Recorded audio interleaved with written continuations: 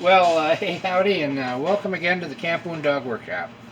I'm, for one of my lantern collecting cousins, um, I'm working on two original 316s for him.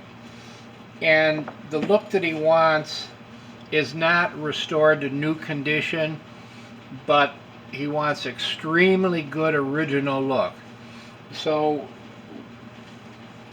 we're not making everything super shiny, and these lanterns are going to look really like they just came out of a barn, but in excellent shape.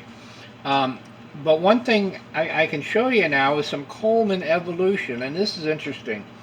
As Coleman went on to build lanterns, they started with the 316 arc, and in the production run of that, they even made some improvements. And one of the things that they improved was the filler cap. The filler caps have a port, and you have a hand pump and you pump it up. But the very first filler cap was extremely complicated. It was a 5-piece cap. You had the base, and then you had an alignment ring that's screwed in like this. See that? And then you had the thumb screw.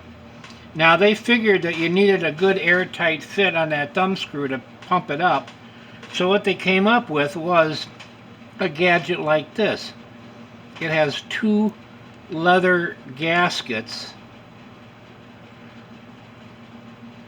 and a top ring that screws in.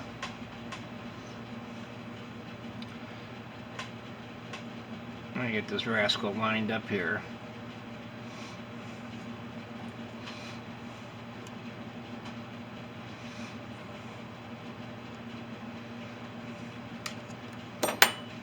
And then what I gotta do is drill a little tiny hole through that leather gasket, so when the pump nozzle goes in there, it snugs up against the leather and you get a good fit.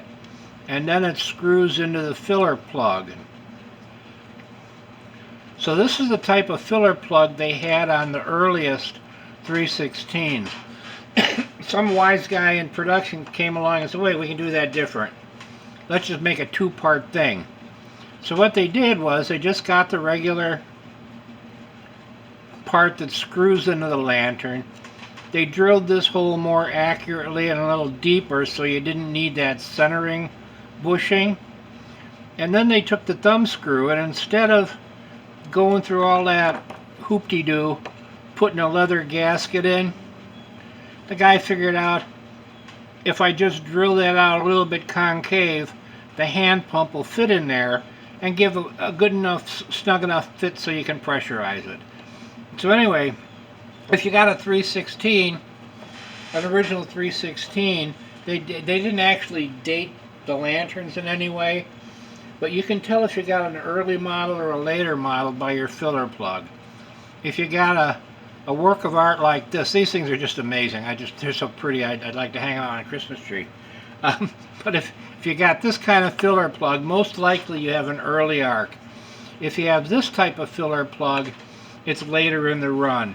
And then this is the same design that they went on to use for the CQ lamps and all the pump-up lanterns after that. So anyway, that's just a little bit of Coleman history and evolution. Thought you might be interested. Thanks for stopping by Camp Boone Dog Workshop. Talk to you all later. Goodbye.